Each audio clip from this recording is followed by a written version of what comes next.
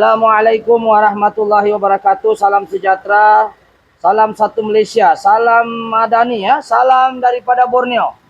Alhamdulillah hari ini kita bersiaran langsung dari 3M Auto Workshop Tuaran. Yang terletak depan Serba Express Tuaran lah.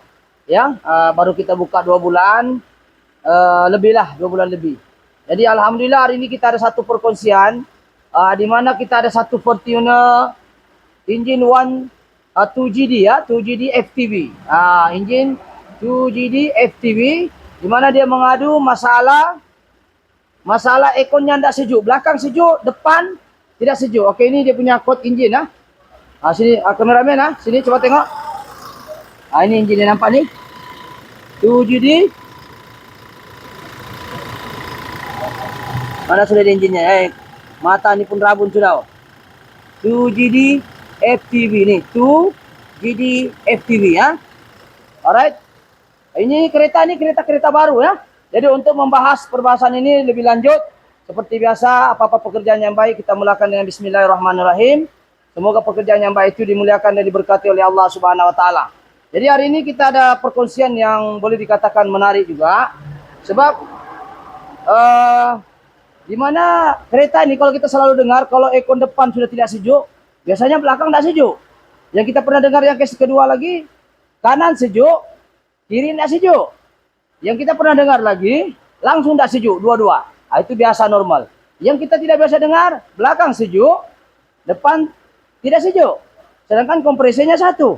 Cuma cooling coil-nya 2, valve-nya 2, dan blower-nya 2. Itu saya biasanya. Kan kompresinya satu. Kenapa tidak sejuk? Kecuali dia kompresinya belakang lain, kompresi untuk blower depan lain, cooling coil depan lain. Tapi kan dia satu kompresor, 2 blower, 2 cooling coil. Belum ada lagi saya jumpa kereta, 2 blowernya, 2 jok kompresor. Tidak ada. Satu siap kompresor dia separate. Jadi persoalan dia apakah punca-punca masalah aircon belakang sejuk, depan tak sejuk? Banyak sebab. Ataupun kiri kanan sejuk, kiri sejuk, kanan tak sejuk. Ini biasanya mungkin faktor disebabkan oleh gas tidak cukup pun boleh jadi. Okey, disebabkan oleh masalah kompresor pun tidak berapa bagus boleh jadi. Kita pernah jumpa juga case nombor 2 sejuk. Masuk nombor 3, 4, 5 dan seterusnya, makin tinggi blower makin tidak sejuk. Kita ada jumpa begitu. Semua ini adalah faktornya 2 saja kena cek. Satu, kompresor mesti mau bagus. Yang kedua, dia punya gas mesti mau cukup. Jadi untuk case kereta ini, gasnya cukup. Kompresinya pun bagus. Tapi kenapa belakang sejuk, depan tak sejuk? Jadi kita tengok berapakah suhu di depan. Mungkin kameramen boleh tengok sini. Ini antara yang... Okey, masa dia datang. Ya. 30 derajat Celcius. Ya, 30. Ini kalau begini airconnya mati berpeluh-peluh ketiak di dalam. Jadi faktor-faktor aircon sejuk ni yang pertama sekali kita kena faham, gas mesti mau cukup. Okey. Alright. Saya kasih hold dulu, saya mau tulis dulu sekejap. Okey, assalamualaikum di sini di hadapan saya sebelum saya bahas kereta ni selesai sudah alhamdulillah. Kita pergi depan dulu tengok apakah 12 faktor aircon sejuk. 12 faktor penyumbang aircon sejuk. Yang pertama sekali kompresor mesti mau bagus. Ya, kompresor mesti mau bagus. Berapakah yang dikatakan bagus? Mesti di bawah 40 PSI low pressure. Low pressure LP. Mesti 40 ke PSI. Ke bawah. Makin tinggi makin dah bagus. Macam inilah. Coba kameramen tengok sini. Ini nampak. Sekarang tunggu dia ni. Tengok. Ini lagi cantik. Bukan lagi 40 ke bawah. 30 ke bawah dia. Lagi cantik. Jadi kompresinya cantik ni kereta. Alright. Yang kedua. Gas mesti cukup. Mesti tekanan dia. Gas cukup. 150 hingga 250. Ini high pressure HP. 15 hingga 2,5. Tidak boleh terlalu tinggi. Paling cantik 18. Okey, kita tengok kereta ni. Cantik kan? Ini lepas plasing. Dia tengok berapa? Tunggu dia ni. Tunggu sekejap. Ini terlebih ni. Tunggu dia ni. Dia running ke sekarang. Ini kompresor dia running 40 ke bawah. Gas dia agak panas ni, boleh jadi kipas juga agak ni. Tapi ni kita tengok kipas dia. Okey, sepatutnya dia tidak boleh lebih 250 PSI. Ada yang lebih sikit, jangan lebih lagi. Ada yang lebih sampai 400. Kalau 400 dia taktuk-taktuk. Paling cantik sebenarnya 180. Tengok kereta. Tadi biasanya 18 dia. Tengok berapa bacaan dia? Siapa? Tunggu dia sekarang dia nih.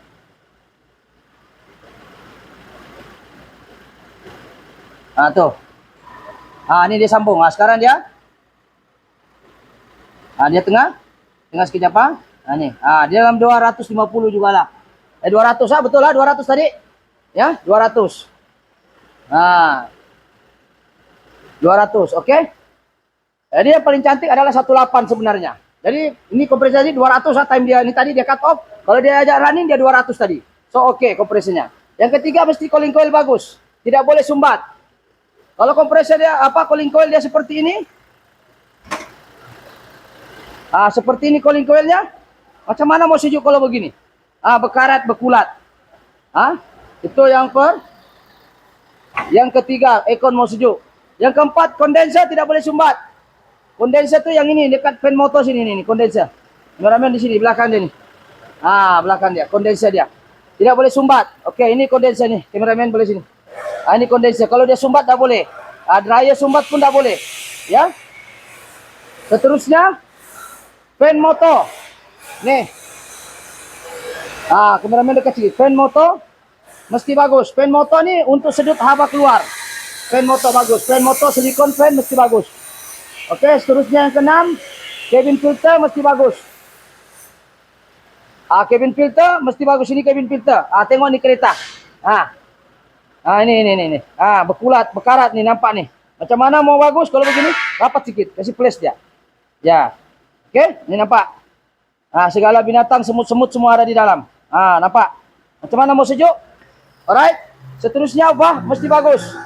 Ini valve. Nih valve. Kita tengok ini valve. Nih. Valve ini fungsinya adalah menghasilkan semburan yang bagus dengan mengukur tekanan gas tadi itu. Supaya dia boleh adjust tekanan dengan semburan yang cantik. Kalau tidak cantik semburannya, susahlah dia terkondensasi. Ya. Oke, jadi paham ya? Oke, yang ke-8. Mesti flushing secara berkala. Kameramen sini. Flushing secara berkala. Flushing ini ada ini. Nampak di flushing kita. Setiap 50.000 km, flushing satu kali. Tujuannya untuk kita tengok minyak baru, kita ganti, masukkan dalam, minyak lama kita keluarkan. Seterusnya, engine tak boleh overheat. Engine tidak boleh panas. Panas engine kamu, pasti aircon Anda tidak akan sejuk. Jadi, engine tidak boleh overheat. Overheat ya aircon akan jadi panas. Seterusnya adalah thermostat regulator. Thermostat regulator mesti bagus. Yang mana dikatakan thermostat regulator? Yang adjust sejuk tuh. Coba kita tengok sini ya. Kita tengok sini. Ini namanya thermostat regulator. Untuk kereta Saga lah. Kameramen sini. Ini contoh. Ini contoh thermostat regulator yang adjust sejuk nih. Adjust sejuk nih. Tidak boleh rosak. Kalau rosak ini pun tidak sejuk. Kadang kena salah satunya Biba, Maybe, Avanza, Saga BLM, Gen 2. Kalau dia adjust sejuknya bermasalah, tidak boleh sejuk. Kadang sentuh, kadang tak sentuh. Boleh jadi. Seterusnya juga adalah masalah termistor mesti bagus. Termistor yang ke-11 termistor bagus. Yang mana satu termistor? Ini termistor nih. Duduk di cooling coil mana termistor tuh? Adakah sini sensornya nih? Saya tidak tahu adakah tidak. Tiada di sini ya.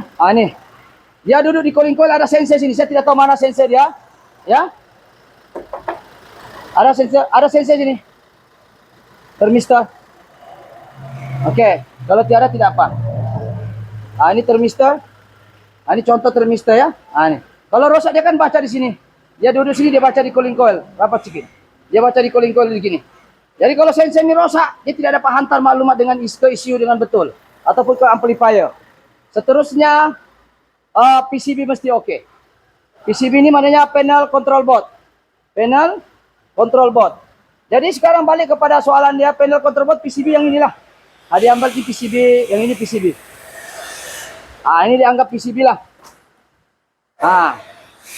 Ini PCB ya. Ini diambil satu set di PCB. Kadang button yang ini rosak nih. Kadang sentuh, kadang tidak sentuh, kadang touching, kadang tidak sentuh. Ini boleh jadi masalah juga. Ini PCB. Kadang ekonnya tidak berapa bagus. Ini ekon button ini tidak berapa cantik. Boleh jadi. Oke? Untuk yang analog punya digital PCB lah. Untuk digital dia lain lagi. So, balik pada persoalan kereta VRZ ini, kenapa belakang sejuk, depan tidak sejuk? Ialah masalahnya dua saja kereta ini yang kita bikin. Ini, dia punya valve. Ini valve yang dia pakai tidak original, ini kita ganti Denso punya. Ini Denso yang kita pasang sekarang. Ini valve dia tidak bagus, tidak cantik semburan dia. Saya tengok pun bukan original, saya tidak tahu apa punya brand ini. Ya. Yang kedua kita ganti untuk kereta ini adalah cabin filter. Ini nampak cabin filternya kameramen. Ya. Kasih nampak dia begini. Jadi kotor ini dia akan tersumbat. Dan seterusnya kita ganti dryer dan kita tidak buka dashboard kita hanya flushing saja. So apa yang terjadi selepas kita flushing? Kalau kita tengok kameramen sini. Tengok kameramen sini. Kita tengok. Data streamnya adalah 140 betul. Kita tengok, kita keluar dulu. Exit. Oke, kita masuk sini, kita flushing. Tujuan flushing untuk keluarkan minyak lama, masukkan minyak baru. Kedua, kita mau ukur gas baru. Ada kebetulan ataupun tidak. Oke, kita tengok. Fortuner, kita masuk sini, tengok. 140 betul. Sorry. 140. Nampak? 140 betul.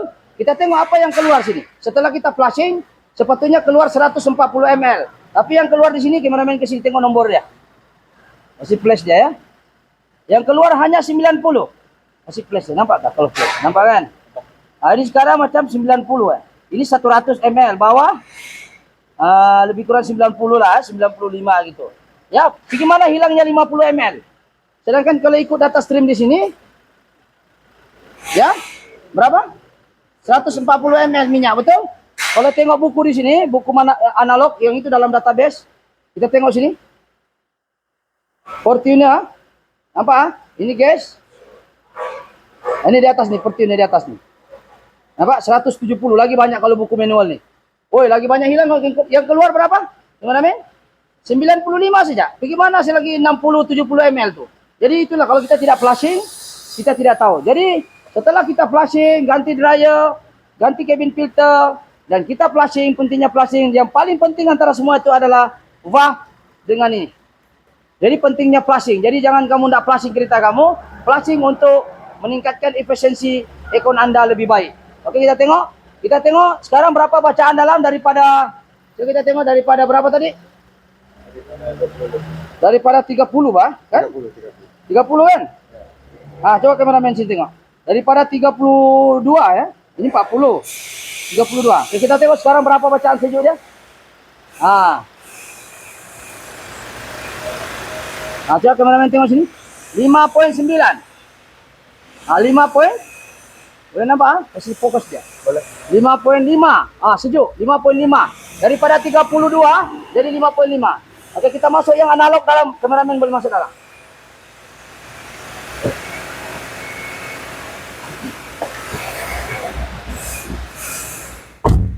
Sejuknya subhanallah.